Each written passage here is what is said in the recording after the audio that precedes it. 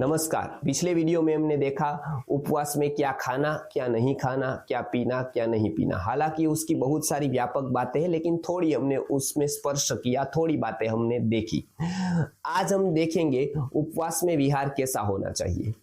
साधारणता से लोग जब खाते रहते हैं तब और उपवास करते हैं तब रोज बरोज के काम वो ऐसे ही करते रहते हैं, लेकिन आयुर्वेद में जब नॉर्मल डेज होते हैं उसका और जब उपवास करते हैं उसकी दिनचर्या थोड़ी अलग बताई है।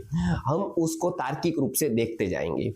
आप एक देखेंगे कि आप जब रोज का आहार लेते हैं तब आप वो ले रहे हैं और आप उसको पचाने के लिए आपका शरीर कुछ मांग रहा है। आप अलग अलग प्रकार के विहार श्रम कर रहे हैं ताकि वो पच जाए, व्यायाम कर रहे हैं ताकि वो पच जाए। अब जब आप उपवास कर रहे हैं तब आपने अग्नि को भेज दिया है टॉक्सिन्स को पचाने के लिए, आम को पचाने के लिए। तब अग्नि फ्री, मतलब अग्नि और काम में है। अब शरीर की जो शक्ति है उसको बनाए रखना बहुत जरूरी है। इसके लिए जो श्रम का काम करते हैं, किसान वगैरह है या फिर जो नौकरी कर रहे हैं, भागदौड़ वाली जिंदगी जी रहे हैं, हो सकता है एक दिन आराम करें। ये यदि हो सकता है तो ऐसा करें, आप एक दिन छुट्टी ले ले, आधा दिन छुट्टी ले ले। इसके लिए हमारे यहाँ एकादशी को खेत में नहीं जाना, हिंसा होती है, एक दिन भगवान को देना, ये सब बातें आई है ताकि हम और भी कुछ शरीर से बाहर विचार कर पाए। लेकिन शरीर तक भी विचार करें तो भी ये योग्य बात है। क्यों? क्योंकि शरीर में यदि कुछ गया नहीं है, शरीर ने आहार नहीं लिया है और शरीर में यदि श्रम होता है तो क्षय होने लगता है कोशों का, और धातु क्षय जैसी बीमारियां हो सकती है। इसके लिए बहुत जरूरी है कि जब आपका उपवास हो, पहले प्रहर में तो कोई बात नहीं होगी, लेकिन पूरा उपवास जो कोई सहन नहीं कर पाता है या तो जिसका बॉडी बहुत ही हेल्दी नहीं है, अच्छा नहीं है, उन लोगों को उपवास के दिनों में थोड़े बैठकर काम करना है, धीरे धीरे काम करना है, फास्ट काम नहीं करना है, भाग दौड़ नहीं करनी है, नहीं तो उपवास का पूरा परिणाम नहीं मिलेगा। तो पहली बात, आराम पूर्णता से एक दिन रहे, बैठकर छोटी हिलचाल वाले पढ़ाने के, बातें करने के काम अवश्य करे, लेकिन हार्ड वर्क न करे। जैसे कोई श्रम जीवन में जीता है तो ऐसे श्रम न करे, भाग दौड़, मार्केटिंग इत्यादि इत्यादि करता है वो न करे।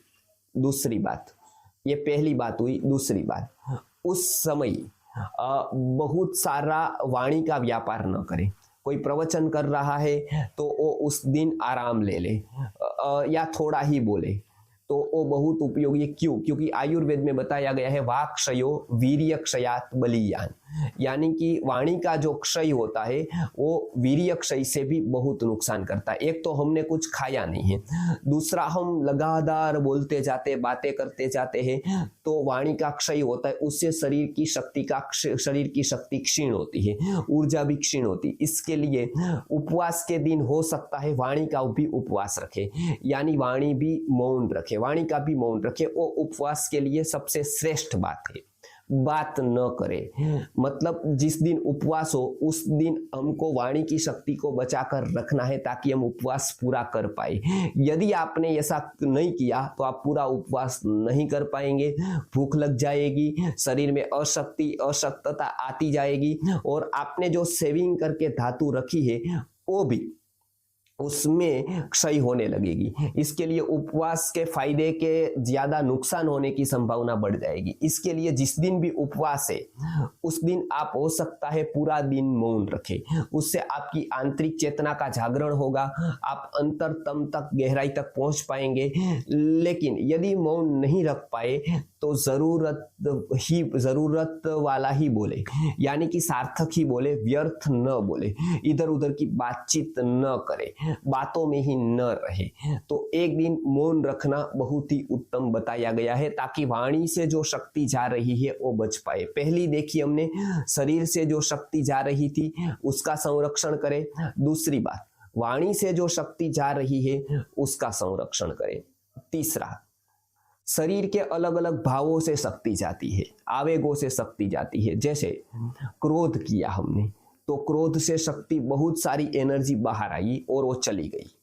इसके लिए व्यक्ति जब क्रोधी होता है तो दुगना वस्तु उठा लेता है, 20 किलो का है तो 40 किलो उठा लेता है।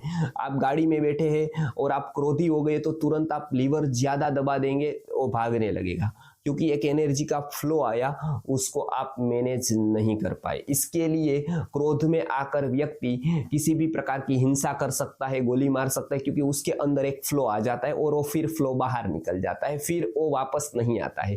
इसके लिए उपवास के दिनों में तो आप क्रोध बिल्कुल न करें, वो भी फ्लो चला जाएगा तो आपके शरीर के अंदर जो शक्ति रहती है वो नहीं रह पाएगी, आप उपवास सफलतापूर्वक नहीं कर पाएंगे। तो क्रोध न करें। आगे, चिंता न करें। रोज बरोज के जीवन में जो हम चिंता करते रहते हैं, व्यग्र होते रहते हैं, निराश होते रहते हैं, उपवास के दिनों में सब छोड़ दीजिए। एक दिन धंधा पानी वगैरह को एक तरफ रख दीजिए जब उपवास करते हैं तब, या कोई बहुत बड़े टेंशन की बात हो, इस बातों पर आज के दिन कम से कम ध्यान न दें। ये बातें बाद में रखें। किसी के साथ कोई भी मतलब कोई डील चल रही हो, बहुत ही मस्तिष्क का काम हो, तो इस दिन न करें। इस दिन पूरा आप आराम ले लें ताकि आपके मस्तिष्क के कोषों को नुकसान न हो। इस दिन हो सकता है उतनी शांति बनाए रखें। आगे आता है क्रोध के बाद, चिंता के बाद आता है काम की बात, यानी कि सेक्स की बात। इस दिन आप शरीर, मन और इंद्रियों से पूरा का पूरा ब्रह्मचर्य का पालन करें, वो उत्तम बात बताई गई है। क्योंकि ये जो उपवास का अर्थ यही है कि आपकी जो आम है उसका पाचन हो जाकर शक्ति में रूपांतरित हो।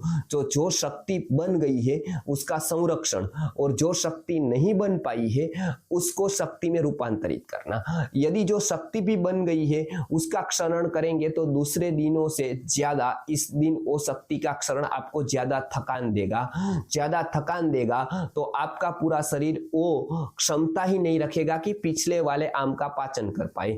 इसके लिए जब व्यक्ति किसी भी प्रकार के काम का सेवन करता है, सेक्स का सेवन करता है, तो इस दिन वो न करे। इसके लिए सभी व्रत उपवासों में सेक्स की मना कही गई। केवल सेक्स यानी कि केवल एक नहीं, लेकिन काम का चिंतन भी हमारी शक्ति को क्षीण करता है। मन वचन काया से भी ब्रह्मचर्य का पालन करने को बताया गया। इसलिए ये उपवास में आप इतने भावों का अवश्य ध्यान रखें। चिंता, व्यग्रता, निराशा, गुस्सा, ये सब छोड़ दे। काम के विचार यानी इस प्रकार के काम के विचार छोड़ दे। TV, media, video, paper, newspaper इत्यादि हमको हमारी शक्ति को, हमारी एनर्जी को बाहर ले जाते हैं, उसमें बिजी रखते हैं, वो भी छोड़ दे। एक दिन मिलता है, उस दिन हम बाहर से अंतर की यात्रा करें तो शरीर को उतना आराम मिलेगा, इंद्रियों को आराम मिलेगा, मन को आराम मिलेगा। याद रखें, आप केवल शरीर को आराम देंगे, इंद्रिय मन को आराम नहीं देंगे तो उस आराम का कोई अर्थ नहीं रह पाएगा। दूसरा, दिन में न सोए।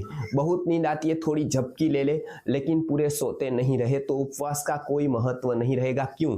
क्योंकि यदि सोते रहेंगे तो आम का पाचन नहीं होगा, कफ बढ़ेगा तो शरीर में जड़ता, तंद्रा घटित होगी, और जो उपवास का अर्थ हल्कापन है वो आपको नहीं महसूस होगा। इसके लिए उपवास के दिनों में बहुत सारे विहार बताए हैं। इतने विहार आप यदि करेंगे तो उपवास का पूरा फल आपको मिल सकता है, आपको मिलेगा।